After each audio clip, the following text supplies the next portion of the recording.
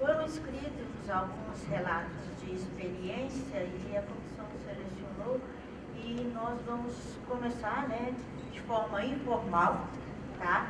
Bem informal mesmo, que está o grupo realmente interessado na cultura e este grupo, os relatos de experiência, a proposta do Concut em trazer esses relatos foram as atividades de cultura desenvolvidas em suas instituições e extremamente importante para quem vem participar, acompanhar e ver o que está sendo feito, o que está sendo desenvolvido na instituição do colega. Então, é importante a participação de todos os aqui presentes, tá? Do projeto de extensão Centro Cultural do Bairro Piedade ao programa coletivo cultural Tecendo Saberes. Relato de experiência. A gente começou o projeto em 2016, como um coletivo lá no bairro. Eu passei no concurso da UFOP 2015 como técnico assistente. Aí, em outubro, 28 de outubro, dia do servidor, de propósito. E no primeiro ano de 2016, o professor Carlos Alberto Pereira, que tem um trabalho de cantaria lá de 20 anos, me chamou, me apresentou o que era extensão. Eu sou ex-aluno da UFOP, não tinha conhecido extensão, formato de engenharia metalúrgica, e entrei de cabeça nessa área. O que mais me motiva hoje na UFOP, não fosse a extensão, eu já teria saído da UFOP há muito tempo. Mas assim, a gente trabalha aí com a ideia de disseminar esse nosso conhecimento, essa troca de saberes. A gente sabe que ela é muito importante, né? E hoje a gente vem assim trabalhando com diversas atividades, né? Principalmente com crianças e adolescentes, principalmente com crianças em idade escolar fundamental 1 e 2. A ideia é apoiar o desenvolvimento acadêmico e profissional dos moradores do bairro e arredores, desenvolver atividades coletivas que visam ajudar a associação de moradores do bairro, moradores locais, atendendo as demandas comunitárias que são diversas. No início, 2016-17, a gente teve um desafio, a gente ocupou um espaço lá até 2019, finalzinho, até o final da pandemia praticamente, né? A gente tinha um espaço todo precarizado, cheio de mofo aqui, uma confusão. Aí ficamos 16 e 17 trabalhando com mutirão, pedindo doação de saco de cimento, areia, azulejo, enfim. Então, nas imagens da esquerda, quando a gente chegou, e 17, meados de 17, quando a gente terminou a reforma, a gente ficou fazendo mutirão de sábado a sábado até resolver para ocupar o espaço. A Associação de Moradores cedeu esse espaço para a gente e, enquanto a gente fazia a reforma civil, a gente estava rodando na parte de cima do prédio, são 2 andares, sobrar aulas de forró e salsa cubana, que é a salsa de roda, né? Roda cubana, rueda de cacique. Seguimos assim, começamos com a cultura também, uma parte de engenharia civil aí. E em meados de 17 a gente começou a trabalhar com a biblioteca comunitária, que a gente inaugurou, recebemos muitas doações ao longo do tempo, com mais de 3.000 livros.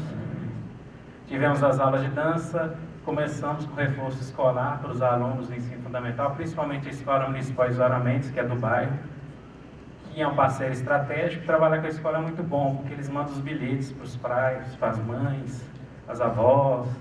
Então todo mundo fica sabendo daquela atividade. Então o melhor caminho para a gente foi trabalhar com a escola local, e a gente é parceiro até hoje, de 2017 até os dias atuais. Organizamos oficinas próprias de musicalização, flauta doce, circense. Temos a ajuda do Festival de Inverno, fizemos 2 edições, 18 e 19, o Hugo estava lá já, né? Aulas de idioma, alguns alunos, como tinham um certo conhecimento de espanhol, tivemos o apoio do CRAS, do Alto da Cruz, com oferta de espanhol básico, durante 2 anos aí praticamente. Não, 4 anos, e inglês também básico para a comunidade. A gente sabe que os alunos lá, os moradores do bairro, não têm grana para pagar um curso aí de uma franquia aí grande, né? Então é uma forma de estimulá-los, né? E fomentar o turismo em Ouro Preto, que é muito forte, né? A gente recebeu algumas pessoas que trabalham, tem rede hoteleira, e estavam buscando principalmente espanhol para trabalhar com atendimento ao turista. E fazemos também passeios para a cidade. Esse passeio a gente já trabalhou, já fez visita em Mariana, do trem de circulatriz, projeto de extensão da UFOP, a brinquedoteca do Instituto do ICHS, Parque Itacolomi, a gente já viu algumas fotos, então a gente roda bastante. O que for possível, pelo menos uma vez por ano, a gente leva os alunos para conhecer os equipamentos culturais da cidade. Algumas fotos aí, passar rapidamente. Nossa sala de estudos 1, que a gente faz as aulas de reforço com as crianças, esse centro. Fundamental 1 e 2. Essa é a sala de estudos 2, que é metade biblioteca, metade sala de estudos. Os livros a gente empresta, não tem multa, que vai embora para casa e ficar com ele, pode ficar, não tem problema nenhum. Tudo doação, não tem nada de patrimônio da UFOP, não precisa preocupar, tudo doação espontânea. Oficina de ditado estourado, para estimular a escrita dos alunos, estoura o balão, aí o outro tem que tentar colocar no quadro qual que é a palavra certa, né? Depois de ditado, brincadeiras com os meninos. Oficina de bingo de multiplicação, oficina de dominó, são atividades para estimular a matemática, né, o raciocínio. A gente tem muita questão de problemas de português e matemática básica, é o que mais tem pegado a gente aí. Cada vez mais a gente vai mais para o básico, que é atendendo às demandas da comunidade. Esse ano a gente está até com o desafio de trabalhar com alfabetização para estudantes que estão fazendo até bacharelado. Então, o desafio é grande. Visita ao parque, a gente já fez, né? São breves as fotos das equipes, né? Brinquedoteca, que os meninos ficaram maravilhados, que tem lá na UFOP Mariana. A gente tentou até montar aqui no nosso bar, a gente ia inaugurar, veio a pandemia, aí fechar tudo. Oficina de maquiagem de horror, feito no Festival de Inverno 2019, a criançada brincou bastante, né? Divertiu. Oficina de papagaio, que a gente chama lá de papagaio, alguns a gente chama de pipa. Construção, né? Que era a demanda das crianças do bairro. E a gente perguntou o que eles queriam, e eles falaram, não quero oficina de papagaio. Aí fomos lá na extensão, ó, a demanda é essa, como eles vão fazer? Aí deixa a turma lá se virar, né? Para ver quem faz, para achar os oficineiros, né? Oficina de perna de pau, que eles adoram, foi feito por 2 anos seguidos. É impressionante, assim, com 3 aulas, eles já estão andando assim, para todo lado, sem escorar em ninguém. Né? Muito bom. Durante a pandemia em 2020 e 2021, a gente foi para o remoto, como todo mundo aqui, né? Ficamos sofrendo lá, distante de todo mundo. Fizemos várias reuniões com as equipes, ofertamos cursos de metodologia científica para os alunos. Muitos entram na graduação com muito problema na escrita, né? Então a gente tenta estimulá-los a participar de eventos. No final a gente até conseguiu participar do Simpósio Internacional de Trabalho e Relações de Trabalho do CIPRO, o pessoal de BH que faz, né? FMG, CEFET, apresentações online, né? Ao vivo. Fizemos as aulas de espanhol online usando Facebook, WhatsApp, montando turma, aula no vídeo de YouTube, a gente fez de tudo quanto é jeito para trazer os alunos. Acabou que teve mais participação no online do que no presencial. Curioso. Páginas online, fomos para informatização mesmo, né? A gente fazia tudo presencial, fomos aí para Instagram, Facebook, YouTube, enfim. Fizemos um festival de artes integradas com os artistas locais, para angariar fundos para pagar energia elétrica do centro comunitário, que a associação lá não tem dinheiro, e tentamos dar uma forcinha lá, conseguimos um recurso para ajudar a pagar a conta de energia elétrica que a turma estava no escuro.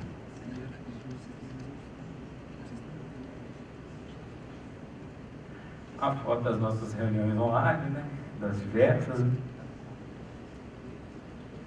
E das participações em congresso. Ela rapidamente já participou aí do Congresso Brasileiro de Extensão lá em Natal, o primeiro grande evento que a gente foi em 2018. E para aluno também é legal apresentar trabalho, publicar artigo, anda de avião pela primeira vez. Aquela emoção, a família fica apreensiva, né? É a questão do capital cultural para o aluno extensionista, né? Que é importante também desenvolvê-lo, né? Que a gente não pode esquecer que o aluno graduando, ele está se desenvolvendo, né? Então a gente tem que dar um jeito de ajudá-los a se capacitar. A gente costumo participar bastante do COBEND, Congresso Brasileiro de Engenharia. Como eu sou da engenharia, acabo puxando a sardinha do meu lado. Os meninos lá também. Pode passar. COBEND 2019, aí com os nossos trabalhos, né? A gente analisou o perfil das famílias que frequentam o projeto. A gente percebeu que 60% das crianças que são filhos, filhas de mãe solo. Se a mãe não cuida, é a avó que cuida. Os homens lá não têm muita responsabilidade com criança. Os pais lá são ausentes. Pior que não é só lá, né? Eu tenho uma menina de 10 mesinhos, mas não estou cuidando, sou bom velho. Falando, já apresentamos o ensino da língua inglesa. Também, pode falar. Já fomos para Cartagena de Índias, lá na Colômbia também, com apresentação do Piedade Cultural Center. E assim, são eventos que a gente faz para estimular os alunos a viajar, né? Conhecer os congressos, apresentar em público, destravar realmente, né? A gente não pode ficar só preso em sala de aula, ninguém aguenta. A rotina é pesada. E em 2021, a gente, do Centro Cultural do Bairro Piedade, que é um projeto, a gente avançou para um programa de extensão. Hoje a gente tem um coletivo cultural Crescendo Saberes, ampliando as ações do Centro Comunitário, Centro Cultural Bairro Piedade. E a gente está com os projetos de lúdico para criança, para o Fundamental 1, Amo e Poema, que é poesia, ajuda com reforço Fundamental 1 e 2, Economia Familiar para pequenos negócios, que são dicas, né, de como economizar, plano de telefone mais barato, vai deixar dinheiro na poupança, essas coisas do dia a dia, né? Mais focado para as mães das crianças. Fala a mãe que era só uma maioria. E informática para a comunidade, a gente está tentando estruturar com a escola municipal Isidoro Mendes, para dar aula de pacote Office para as crianças. Elas são muito digitalizadas, né? Está no mundo da internet, mas eles têm certa dificuldade para trabalhar com pacote Office. Não sei se a UFTM já está sentindo isso, né? A gente está tentando fazer esse trabalho.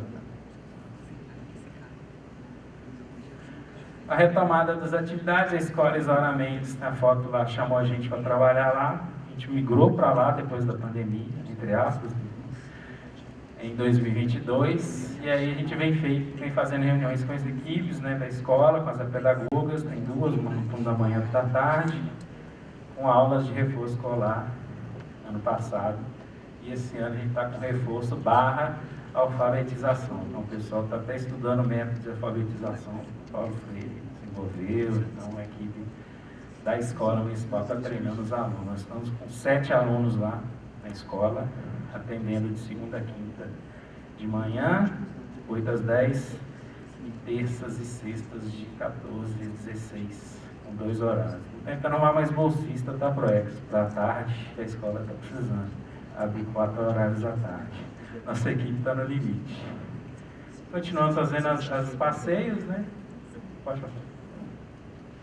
E assim a gente vai desenvolvendo, né, brinquedos aí, jogos de quebra-cabeça matemática, sempre com essa abordagem de estimular o português e matemática, principalmente, na formação de palavras, para escrita, né? E, por fim, tem o espaço centro comunitário, que a gente falou, que eu falei que a gente foi para a escola. O centro comunitário está aqui judiado, está precisando de reforma. A gente lutou desde 2018, praticamente, para ter reforma do espaço. Então, algo que vem andando, e segunda-feira agora vai ter um ato lá da prefeitura para reformar o espaço.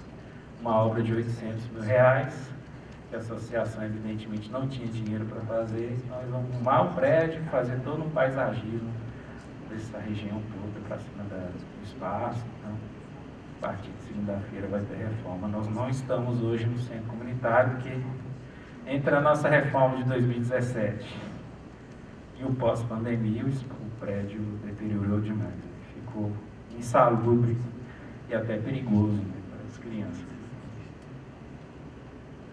Por fim, a gente percebeu que as escolas, né, os alunos têm progredido, mesmo que lentamente, no seu processo de aprendizado, né? Eles têm se desenvolvido mais, interagido mais com a equipe extensionista, A gente cria atividades para eles irem no quadro, sentar em círculos, assim, nas mesas, para poder participar mais, para ter mais inibidos, né? Pode passar. Quanto aos graduandos, né, eles têm se apresentado melhor em público, em função desses congressos que eles participam, né? São obrigados a falar, não tem jeito. Elaborar os artigos melhores, a gente faz essas revisões, faz esse treinamento. E tem conseguido articular ações entre a comunidade e a universidade, que é importante, né, de formar um tom.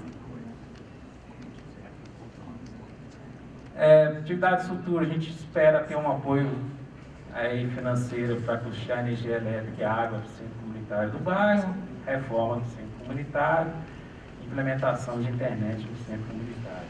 Algo que a gente já está costurando aí com a prefeitura. Esperamos que a prefeitura agora faça a gestão do espaço e a gente leve o projeto com os alunos para tirar da gente essa carga de ter que ficar mantendo um espaço tão grande e é custoso, né? E laboratório de informática a gente está desenvolvendo, até tentar também mais para frente abrir um curso de robótica básica, mas aí vai ser na escola mesmo, que já tem um laboratório de informática, chegam os computadores novos, dá para a gente estruturar dessa forma. E no ambiente escolar a gente acredita que precisa ter mais atenção e investimento, né? Até para ajudar os alunos que ficaram 2 anos de pandemia, sem internet em casa, pai, mãe, avó, tentando ajudar de alguma forma, eles não tiveram aula praticamente nesses 2 anos. Então a escola lá do ensino básico, exatamente, tem a defasagem de 2 anos de aprendizado, né? Infelizmente, o poder público local não ofertou professores para poder fazer esse nivelamento, essa aula de reforço, mandaram só um, que ficou lá 2 meses, só não dá conta de resolver o problema de 300 alunos. E a gente espera que tenha maior empenho de todos para a gente possa cuidar melhor da extensão, né? Não só do poder público, mas da comunidade também, que a gente sozinho chega lá. Agradecer a todo mundo, né? E que tem percebido, né? Que os extensionistas... Pode voltar lá, mais um. O que a gente tem percebido, né? E extensão, né, tem desenvolvido aí contribuição efetiva e positiva para a formação profissional do educador, né, que esse aluno está na comunidade, vivenciando a extensão, trabalhando com ensino, produzindo pesquisa, né, trabalhando com essa tríade, né, e a gente espera que essa prática docente aí o ajude a entender a dinâmica real da sociedade, de forma que consiga ter um entendimento do seu entorno, da escola, das questões que tem nas famílias que levam para a escola, o aluno possa ter essa visão mais do poder social, do interesse e do cuidado, né? Agradecer a todo mundo, a extensão, o FOP, o professor Carlos Alberto, que sempre nos ajudou, a Escola Isadora Mendes, o CRAS, e a turma do Forcut aqui por ter aceitado o trabalho. Estou sendo muito bem acolhido. Muito obrigado.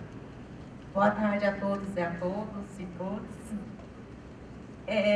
Meu nome é Maria dos Anjos, como ela falou, sou do Uberaba Parque Tecnológico, porque aqui em Uberaba tem 2 campos. Quando a gente fala LFTM, todo mundo lembra da fazenda, né?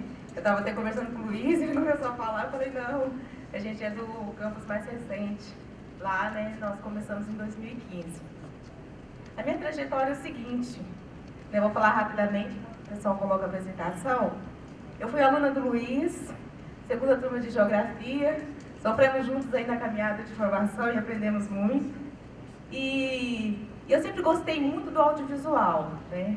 A questão da imagem sempre muito me impressionou. E no período ainda da faculdade, eu participava de alguns grupos culturais em Uberaba. E depois da faculdade, eu comecei a participar de um grupo chamado Cinecultura, que era ligado à pastoral universitária, que eu participava, junto com a AB. É outra.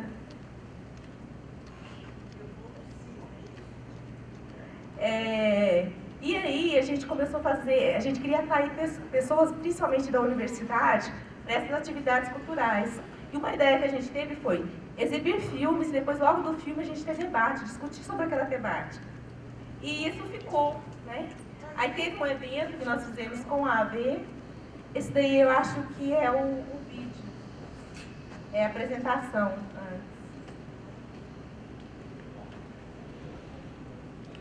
A apresentação apresentação for Orkut. E se começou de forma sem pretensão nenhuma, né, com o apoio da UAB Jovem de Uberaba, que era ali próximo ao fórum, mais central. E foi um evento que durou por 14 anos, porque o que ocorreu? A gente percebeu que por meio desse evento, a gente conseguia atrair não só universitários, mas pessoas de todas as idades, né, que participavam do evento. E depois do evento a gente tinha, né, um momento de confraternização que a OAB oferecia, salgado, refrigerante, então tudo era muito atrativo. Quando eu passei a trabalhar em alguns setores, seja na prefeitura, ou quando eu fui para o IFTM, eu tentei levar também essa mesma experiência.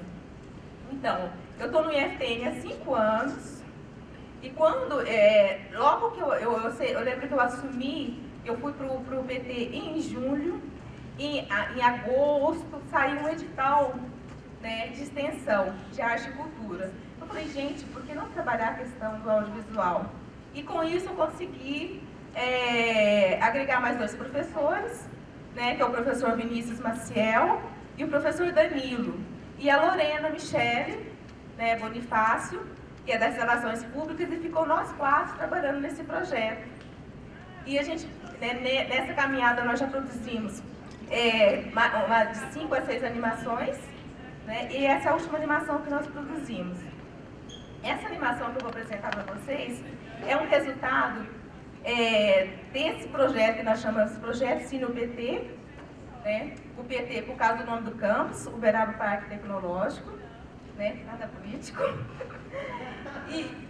Nada político, é o nome do campus. Porque aí o que a gente percebeu? Que a gente poderia fazer isso também de forma temática, abrangendo vários temas. E o Cefet e FTM tem uma grande história em Uberaba e atravessa gerações. E isso muitas vezes não é contado, às vezes nem é lembrado. E as pessoas não conhecem. Então, como contar isso? Como chegar principalmente naquele público que pode ser a porta de entrada para entrar para o FTM? Foi nessa perspectiva que nós fizemos esse trabalho, né? Que é resultado de toda essa caminhada que nós vamos fazendo nesses 5 anos. Eu vou passar a primeira tela, só para falar rapidinho. Então, como eu falei, tem o professor Vinícius e o professor Danilo Piscinotto, que participam com a gente desde o início. Como eu tenho um foco muito histórico, a gente convidou a professora Cristiane Rezende, que é da História, e a Lorena, que sempre participou conosco, Lorena Michele Bonifácio dos Santos, e nós temos 3 bolsistas. Quer dizer, uma bolsista, a Thaisa Guriel Silva, que ela participou do início até o final, e depois a professora Cristiane convidou mais 2 alunas para participar e ajudar principalmente na questão da produção da animação. Então foi essa equipe. Nós 5, né, 3 professores, 2 TAIs, eu sou TAI, técnico em ações educacionais, e 3 estudantes, 8 pessoas. Panorama histórico da educação profissional tecnológica. Pode passar? Então, o IFTM, Instituto Federal do Triângulo Mineiro, ele é resultado de uma política pública de 2008, né? Então nós temos, quando foi lançado esse livro, que eu vou deixar depois à disposição do pessoal aqui da UFTM, foi em comemoração aos 10 anos do IFTM, e esse ano nós vamos fazer 15 anos como instituto, né? Mas temos uma longa caminhada aí, desde a década de 50, com o surgimento das escolas agrícolas, até transformar em Cefet. E a gente vê aí a importância da educação profissional no contexto cultural e social, né, de uma sociedade, principalmente de Uberaba, né, que tem uma forte questão agrícola. Pode passar? Então, o objetivo geral desse projeto, né, o foco que nós desenvolvemos, foi conhecer o processo histórico da educação profissional tecnológica em Uberaba, né, EPT, ligado à Rede Federal de Ensino, que foi implementado, né, pelo Cefet, tornando-se IFTM, por meio de uma animação. As pessoas entendam aí como foi esse processo. Para que toda essa questão?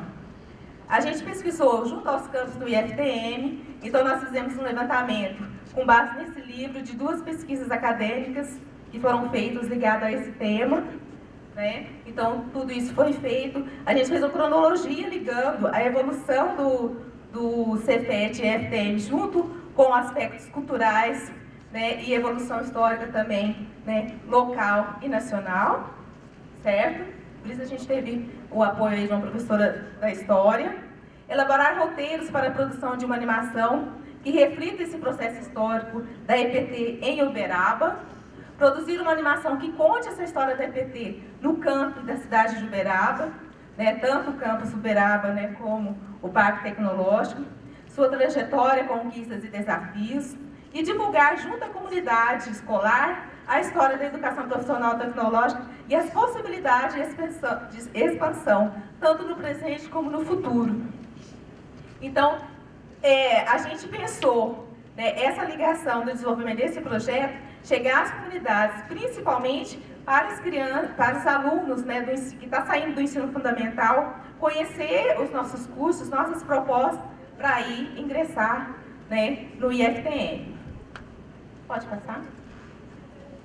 Então, como que foi desenvolvido? Teve esses 4 grandes passos, né?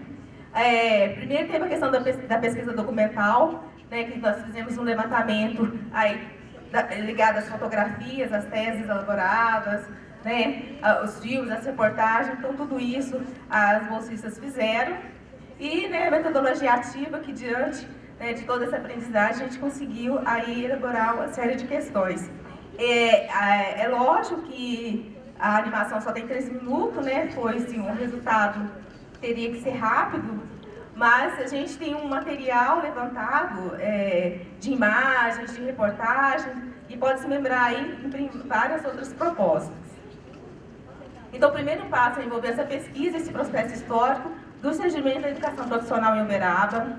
O segundo passo constituiu como a gente ia reproduzir tudo isso em um roteiro para transformar isso em uma animação. E o terceiro passo, depois que a gente teve a ideia, seria a construção do storyboard, né? Tipo uma história em quadrinho do passo a passo do que ia ser feito. E o quarto passo seria as técnicas e ferramentas aí para produzir essa animação. Então, essa aí foram algumas das fotos levantadas, né?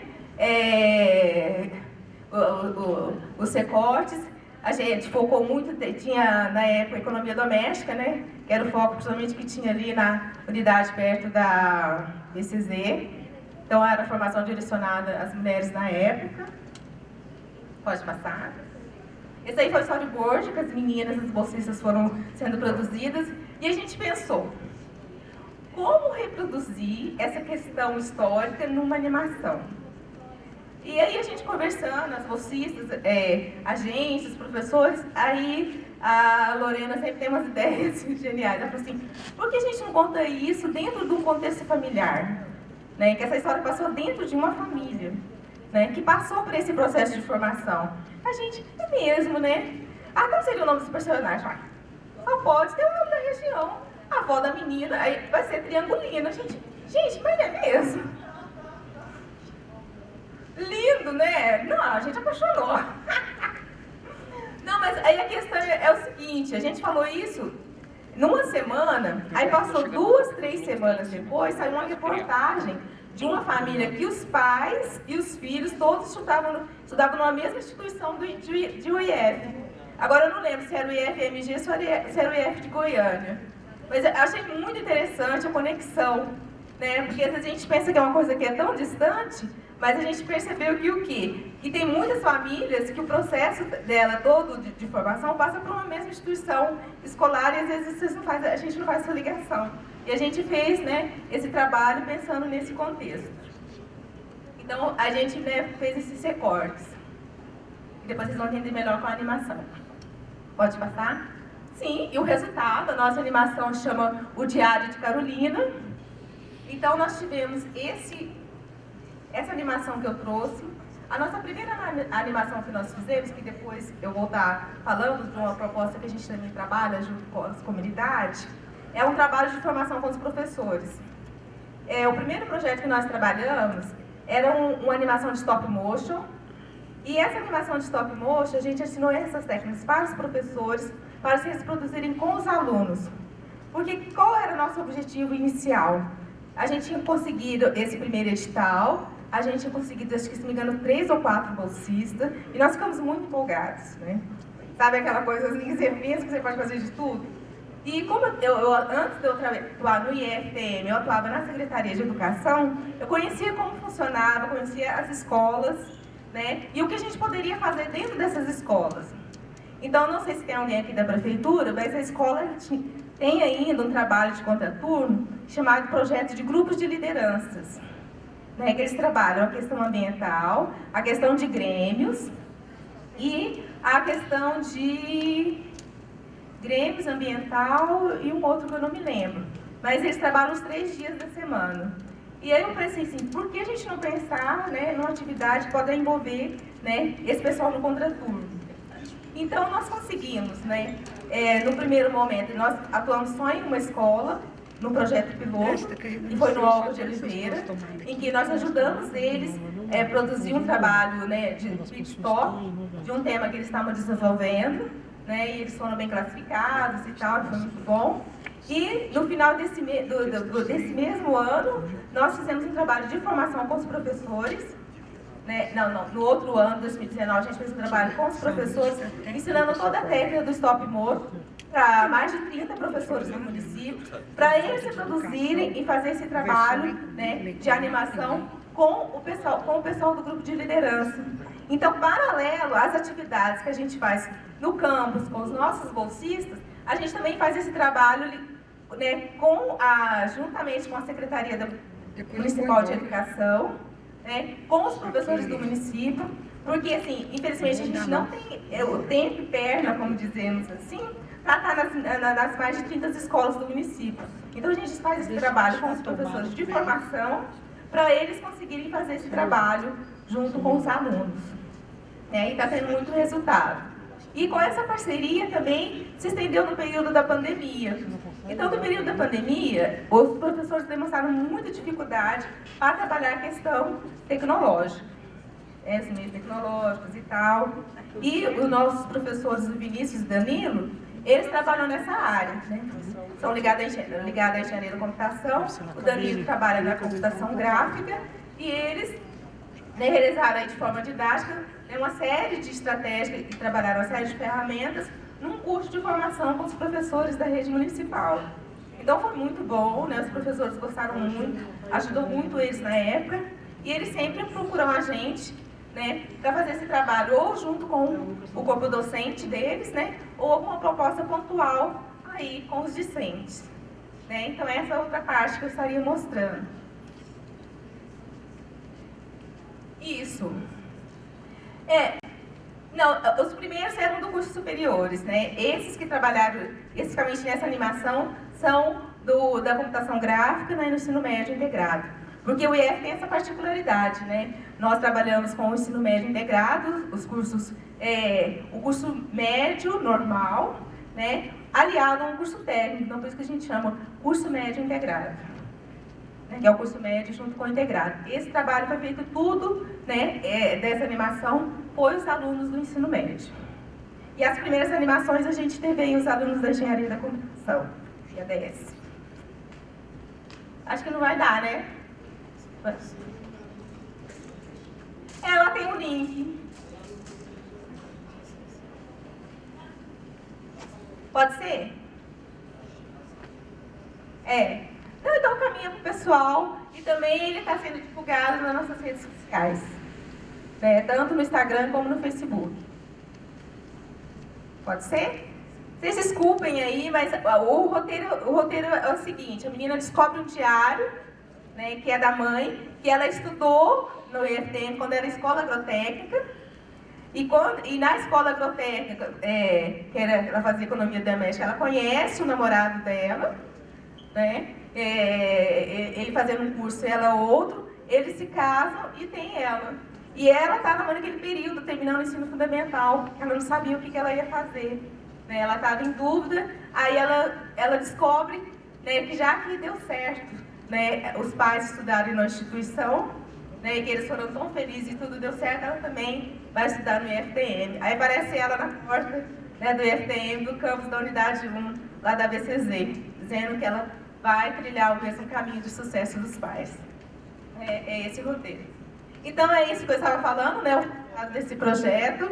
Foi também um curso que os professores ofereceram, que é a produção de vídeo como alternativa de ensino, né? Que eles trabalharam, como a formação teria que ser no período que os professores estavam no projeto, foi por plataforma virtual, pelo Meet, né? Com os professores um em cada escola, né? E a gente lá no campus dando esse curso.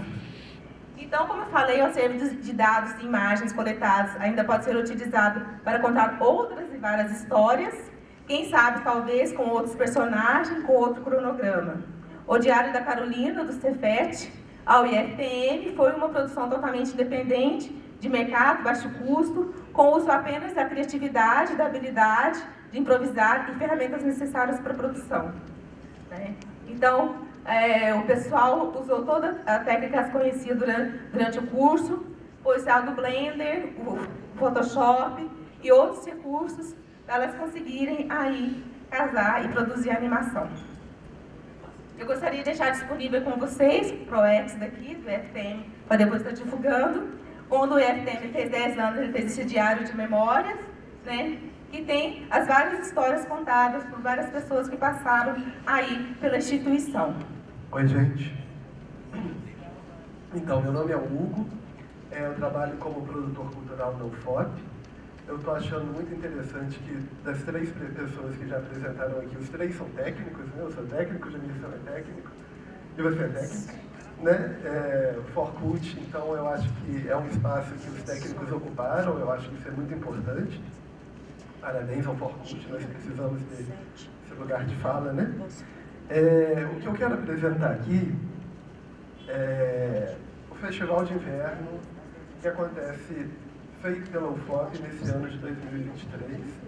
Nós estamos em pleno processo de produção, tanto que eu não consegui fazer uma apresentaçãozinha de slides, assim, tá muito cansativo, mas nós conseguimos fechar a programação. E eu quero, na verdade, o que eu quero fazer é um raciocínio com 3 pontinhos, assim, muito simples, né? O primeiro, um breve histórico do festival, que foi um evento criado em 1967 por uma senhora chamada, na verdade era uma jovem, chamada Berenice Menegali, vinculada, criadora, né, da Fundação de Educação Artística de Belo Horizonte, Fundação de Educação Artística de Belo Horizonte, junto com o grupo dela e junto com o pessoal da UFMG também, de Belas Artes da UFMG. Então, em 1967, a partir de uns cursos que foram desenvolvidos lá na FEA, um curso de verão desenvolvido na FEA, eles tiveram a ideia, então vamos para Ouro Preto, aquela cidade pitoresca, encravada na montanha, que tem as montanhas, vocês viram nos slides do Gemirson, né? Quem vê assim nem acha, mas assim, a Revolução Industrial e a invenção do capitalismo tem muito a ver com aquela montanha que ele colocou, porque toneladas e toneladas de ouro que financiaram a Revolução Industrial na Inglaterra e, por consequência, o modelo de capitalismo que nós temos hoje, com exploração, etc. e tal, né, vem de lá, né, tipo, tem um vínculo muito estreito com essa região, e o resultado, inclusive, é a Comunidade da Piedade, que só a gente precisa ir lá para ver o projeto, como é que acontece, quem que é essa comunidade, eu conheço relativamente, né? Razoavelmente bem, já frequentei lá, já fui algumas vezes na sede, enfim. Ó, me perdi aqui, então era a história do Festival de Inverno, né? E aí, bom, começou com a FEA, mas a UFMG se apropriou de tal forma que ela continuou, deu uma sequência quando a FEA saiu. Então não houve um intervalo significativo ali. 1967 aconteceu, 68 aconteceu, 69 já era a UFMG que era a principal realizadora. Em 2000 ficamos década de 80 até 93, 92, sem ter festival de inverno em Ouro Preto.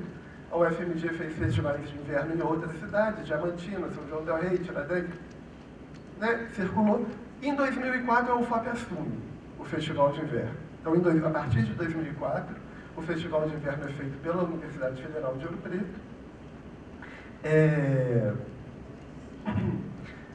e se torna o principal instrumento da política de cultura da UFOP, uma política de cultura que não estava escrita, né?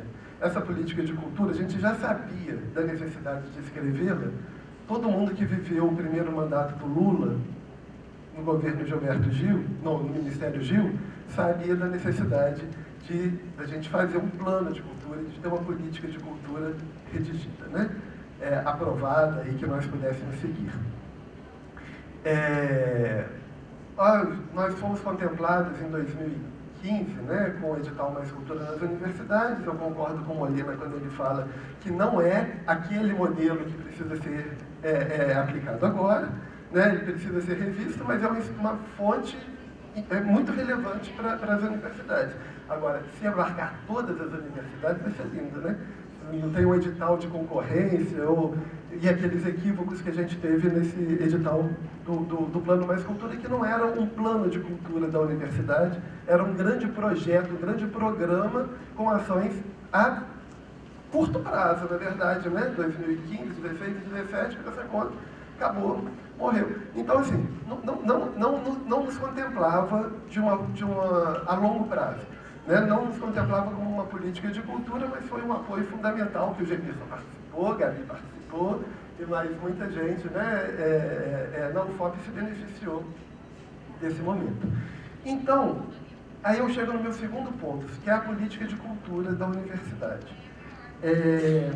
Essa política de cultura, eu e a Raquel, né, que fizemos o texto juntos e trabalhamos juntos já há um bom tempo,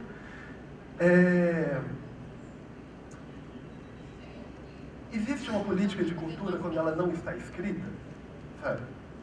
Quando ela não está aprovada pelo Conselho Universitário, pelo Conselho Superior, a gente conclui que sim, que existe uma política de cultura. Não ter uma política de cultura já é uma política de cultura.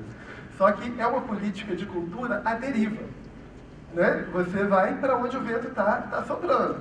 Hoje a prefeitura está propondo tal negócio, vamos lá. Hoje a mineradora está propondo tal oportunidade. Opa, minerador, a gente não tem crítica, a gente aceita. E assim seguimos, né? Festival de Inverno, então, era o principal instrumento dessa política de cultura da UFOP. E era muito rico, né? Vocês pensarem, não sei se vocês conhecem Ouro Preto, mas assim, Festival de Inverno é um delírio, teve um momento que foi um delírio barroco, né? Da realidade é sonho, a vida é sonho, total Caldeirão de la Barca lá, sabe? A vida é sonho. Era sonho, é como se o sonho, se a paisagem da cidade se tornasse onírica, com intervenções em qualquer momento, flash mobs, vamos dizer assim, a Van Letre, né? Porque não tinha flash mob com esse nome, né? Mas assim, aconteciam muitas performances na rua. Do nada você tinha uma banda chegando, virando uma esquina da quebrada, porque Ouro Preto, assim, as esquinas você realmente não enxerga, sabe, do outro lado, assim. Então, você vira e dá de cara com uma obra de arte fantástica. E isso com muito dinheiro. Numa situação com muito dinheiro.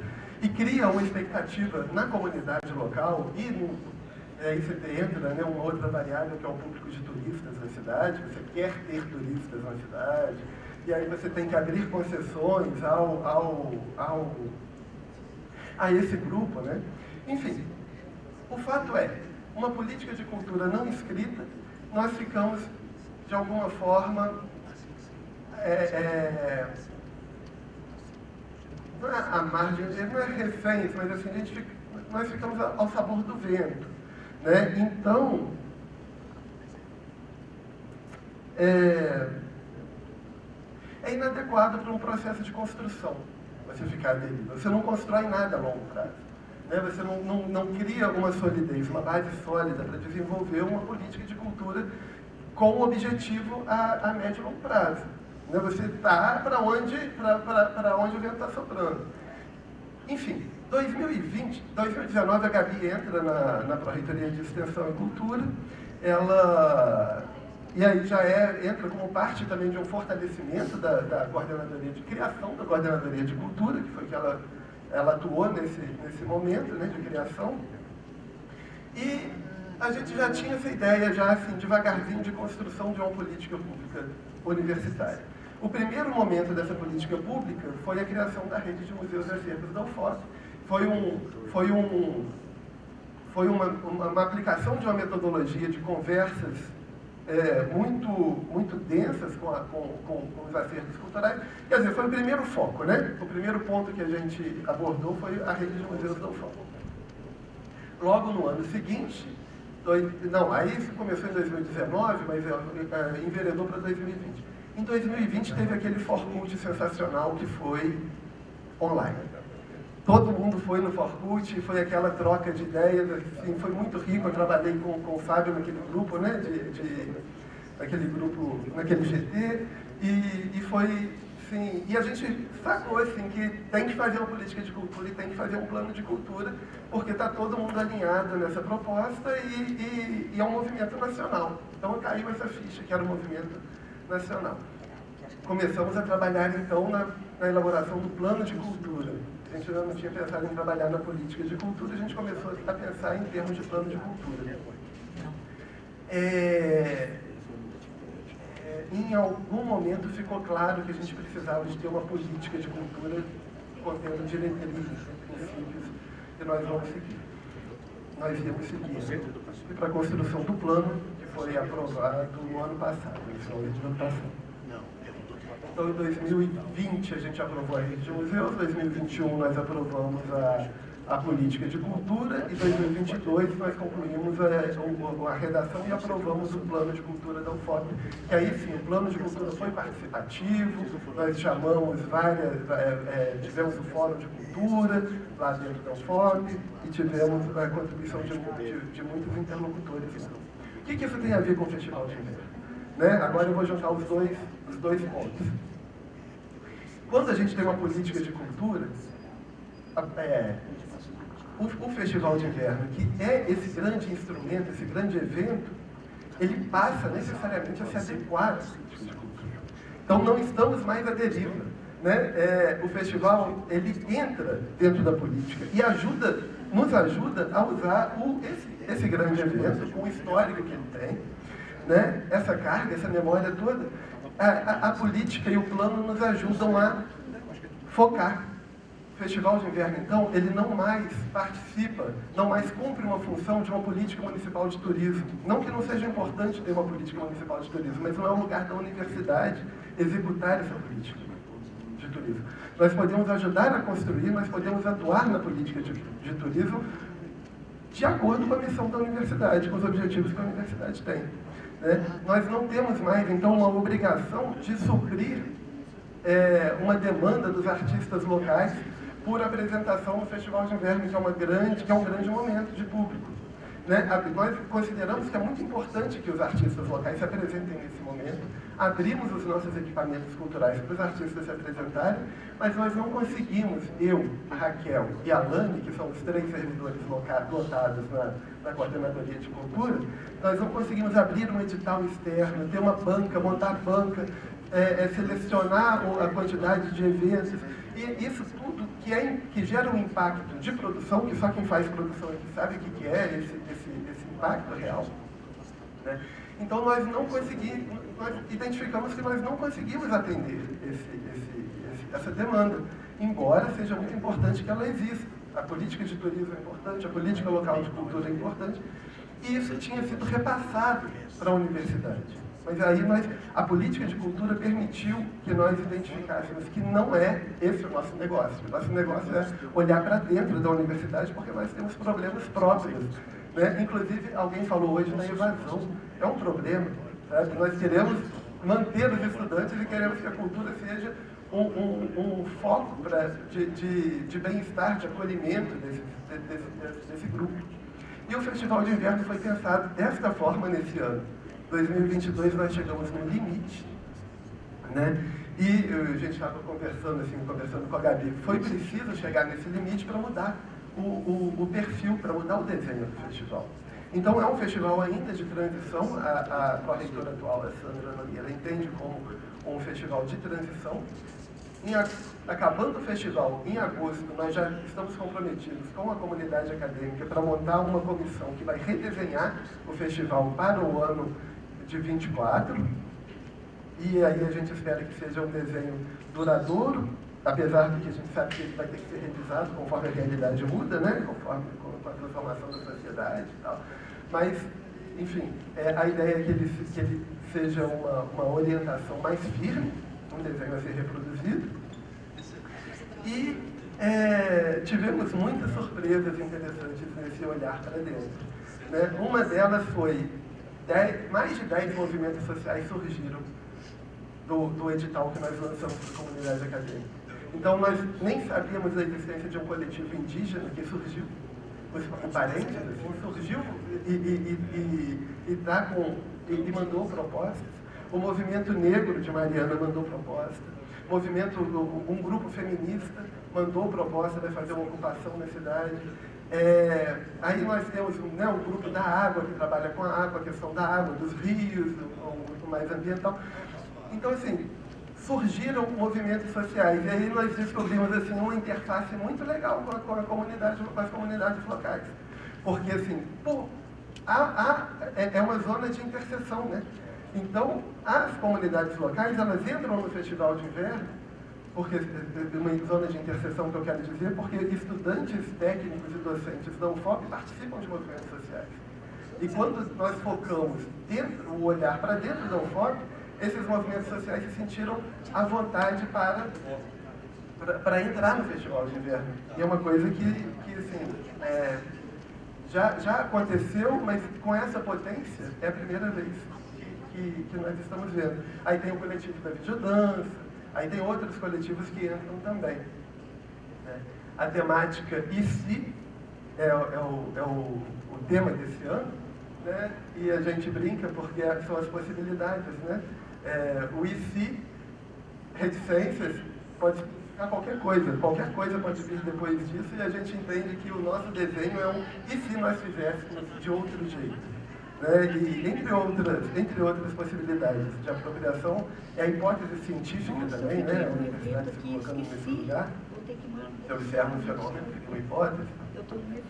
Então, eu queria falar, então, eu acho que já acabou meu tempo. Acho que nem dá tempo de eu usar para ela. Eu queria falar só desse momento de convergência entre a política de cultura e esse instrumento da política, né?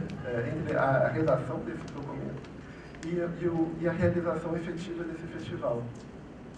Está apontado para a diversidade, está apontado para o intercâmbio entre as instituições. Nós vamos receber alguma atividade da UFSJ esse ano, entre outras coisas. Então eu agradeço, eu acho que a Raquel vai poder apresentar, se tiver oportunidade no Fórum Multinacional, ela vai poder apresentar desdobramentos, porque todo dia a gente tem novidades. Boa tarde. Meu nome é Laura, eu sou graduanda de Produção Cultural do IFRJ, do campus Nilópolis. Só queria falar um pouco do IFRJ, está localizado no Rio de Janeiro. Pode passar. A gente tem, esses são os nossos números aproximados, já está desatualizado, a gente tem mais ou menos 18 mil alunos, um pouco mais, por aí. E é importante falar isso também porque a gente também está, pode passar por favor, localizado em, mais ou menos aí são 15 campos, são 15 municípios, sendo um deles na cidade do Rio de Janeiro e o resto nas regiões periféricas. Isso acontece porque, pode passar, o IFRJ ele tem a proposta de descentralização do ensino, pesquisa e de extensão. Então, pensando nisso também, foi criado em 2011 o Programa de Extensão Cultural. O Programa de Extensão Cultural ele foi criado pensando nos produtores culturais do estado do Rio de Janeiro e também na intenção de formar a comunidade acadêmica do IFRJ com acesso à cultura. Então, através das contrapartidas sociais que os espetáculos tinham, a gente se apropriava um pouco disso, pedia assim, os ingressinhos e sorteava para a nossa comunidade para dar acesso a eles terem esses espaços, esses equipamentos culturais. É um programa de formação de plateia e com o tempo a gente foi também, ampliando. Em 2019, a gente deu oportunidade também dos terceirizados do IFRJ e de comunidade externa em volta dos campi também poderem participar, porque a gente sabe que não é todo mundo que tem oportunidade. Então, aí em 2022, eu sei que a conta até 2019 foram mais de 2.000 ingressos, foram mais de 100 espetáculos. Atualmente eu não sei quantos que eu me parei para somar, mas a gente está crescendo, tipo, progressivamente, muito, muito rápido. A gente está tendo que recusar espetáculos porque a gente não tem pernas suficientes para sortear os espetáculos para todo mundo atualmente. Pode passar. E a gestão do programa ela funciona em 3 etapas, que é a divulgação, o sorteio e a lista de contemplados. A gente recebe os convites, a gente já tem nossos parceiros fixos lá no estado do Rio. Eles enviam pra gente o número de ingressos, a gente divulga esses espetáculos, também é uma forma de divulgação para os produtores. A gente sorteia, através de forms mesmo, os ingressos para os alunos, para os servidores e para a comunidade externa e terceirizados. E aí a gente envia a lista de contemplados para a produção dos espetáculos. Essa aí a gente divulga também nos nossos portais oficiais, é só um exemplo mesmo. Mas acontece que em 2022, com a nova gestão do programa de extensão cultural, foi percebido que... Pode passar. Foi percebido que todos os espetáculos que a gente estava ofertando eram no centro e sul da cidade do Rio de Janeiro, sendo que a gente tem 14 campos que são localizados em outros municípios. E aí a gente se cria o programa ampliando a extensão cultural. E o programa ele tem a intenção, pode passar, de ampliar os territórios onde a gente pode ofertar esses ingressos. E aí que eu entro, porque eu sou a bolsista ali do quarto tópico, a bolsista de produção cultural. A gente tem a intenção de ampliar as nossas parcerias com os produtores culturais em torno dos campi, das áreas periféricas e criar também diálogos entre os produtores culturais independentes e os campi para eles terem acesso a um espaço, porque muitos deles queriam apresentar, mas não tinham um espaço, por exemplo. Então a gente cria essa intermediação entre os produtores e a instituição federal. A gente começou o nosso projeto piloto, foi no campus de São Gonçalo e de Nilópolis. A gente fez a etapa de mapeamento cultural, através da pesquisa dos produtores culturais dos municípios. Depois a gente faz o diálogo entre os produtores e os campi, em que esse município está localizado. E a gente faz a formalização de parcerias entre o Instituto e esses produtores para eles poderem sempre estar atuando. Aqui é só uma contextualização do que aconteceu no nosso projeto de piloto. A gente teve uma dificuldade de comunicação muito, muito forte em São Gonçalo, em comunicação com a secretaria que era responsável pela cultura do município. Muitos equipamentos foram fechados por conta da pandemia, e era na nossa pesquisa tinham 10 equipamentos, mas quando a gente ia pesquisar a fundo, na verdade, metade já tinha fechado por conta da pandemia, porque não houve um fomento municipal para a conservação desses equipamentos, desses grupos culturais. Em São Gonçalo, a gente realizou um encontro com esses produtores culturais e a gente percebeu uma indignação. Muito obrigada. Por parte dos produtores culturais, por conta dessa ausência de fomento e que eles acabavam migrando para produzir em outros municípios, como o próprio estado, como a própria cidade do Rio de Janeiro ou o município vizinho, que é o município de Niterói.